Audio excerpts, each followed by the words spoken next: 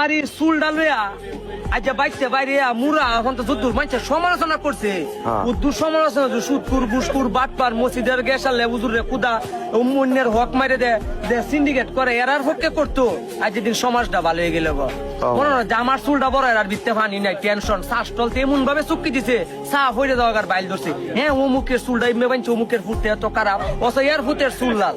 হ্যাঁ অস ইয়ার ফুটের চুল লাল এ মনে হয় যার এক বেড়ার কেত গে কুদাল দেখ কাইতে লাল চুরি হয়ে গেলা এ মনে হয় যে ভাই বোনের হক মারছে হক মাইরে দিছে এ মনে হয় যে বোনের সম্পত্তি দিছে না এ মনে হয় যে সুদকুরের ঘরের সুদকুর এর 14 গোষ্ঠী সুদকুর এই বিষয়ে খবর নাই আমার চুল বড় আশাবালির ভূতের চুল বড় আশাবালির ভূত